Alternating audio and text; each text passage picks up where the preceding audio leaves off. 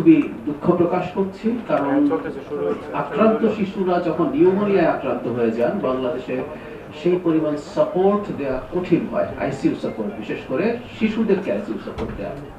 প্রথমে স্বাস্থ্য পরিবার কল্যাণ মন্ত্রণালয় খুবই মর্মান্তিক একটা ফিডব্যাক প্রতি সপ্তাহে আসলে আমাদের সামনে আসছে।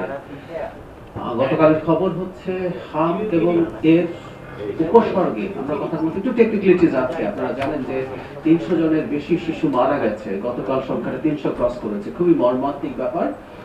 এর মধ্যে ডেফিনেটিভলি হামে আক্রান্ত হয়েছেন এটা প্রমাণ হয়েছে। সংখ্যাটা খুব বেশি না, কিন্তু যারা একই উপসর্গে আক্রান্ত আমরা ওটাকে ওভাবেই দেখতে চাই।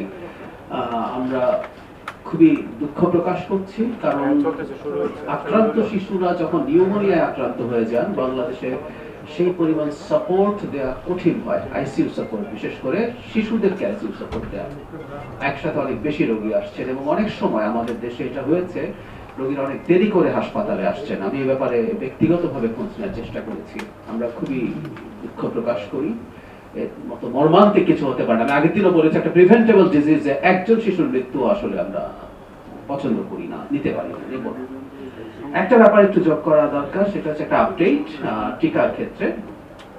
হাম রুবেলা টিকাদান ক্যাম্পেইন এই পর্যন্ত 6 মাস থেকে 5 বছর কম বয়সী, 5 বছরের কম বয়সী 1,61,00,000 শিশু টিকা পেয়েছে, যার লক্ষ্যমাত্রার 89%। আগামী কয়েকদিনে শতভাগ লক্ষ্য অর্জন করা যাবে। এছাড়া যেটা হয়েছে, টিবি হাসপাতালে যুক্তরাষ্ট্রের পক্ষ থেকে যক্ষা রোগ শনাক্ত করা 6 লাখ জিন এক্সপার্ট কার্ট্রিজ ও 11,000 শিশুর জন্য যক্ষা প্রতিরোধী ওষুধ অনুদান হিসেবে পাওয়া গেছে।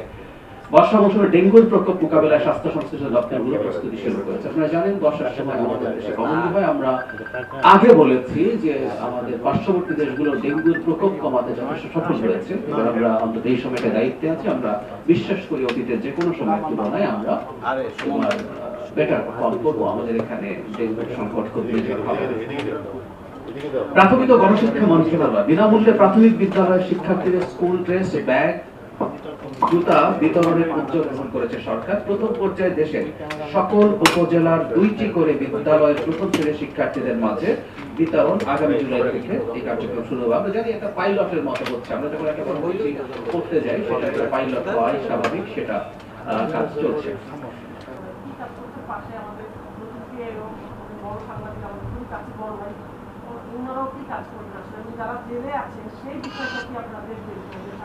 আমি বলছি, তারপর পিআইও সাহেবের কথা বলবো। প্রথম কথাটা হচ্ছে, একটা সংকট যখন হয় সেই সংকট অন্য সংকট তৈরি হওয়ার পথ বন্ধ করে। নিশ্চিতভাবেই এবার যে হাম নিয়ে যে সংকট হলো সেই সংকট অন্য কোনো রোগের ক্ষেত্রে হবে না এবং হাম নিয়ে ভবিষ্যতে কোনোদিন হবে না। আমরা যদি ন্যূনতম সভ্য জাতি হয়ে থাকি, আমরা এই জায়গাগুলো নিয়ে কোনো রকম কোনো সমস্যা করবো না। ইনফ্যাক্ট এটা একটা স্ট্যান্ডার্ডাইজ সিস্টেম ছিল, সেই সিস্টেমটাতে কিছুটা চেঞ্জের চিন্তা করা। আমি বলছি না তারা ইভিল ইন্টেনশনে কিছু করেছেন। আমি ইন্টারিম সরকার শিশু মৃত্যু ঘটাতে চাই এরকম কোনো ব্যাড ইন্টেনশন তাদের ছিল বলে মনে হয় না, আমি মনে করি না। কিন্তু এটা নিয়ে আমাদের খতিয়ে দেখা দরকার আছে। সেই কাজটা আমি মন্ত্রণালয়ের কথা বলেছি, সেই কাজটাও হবে যে কেন আসলে এই ঘটনাটা ঘটলো। সুতরাং এরকম কোনো কিছু কোনো ডিজিজ নিয়ে হবে না।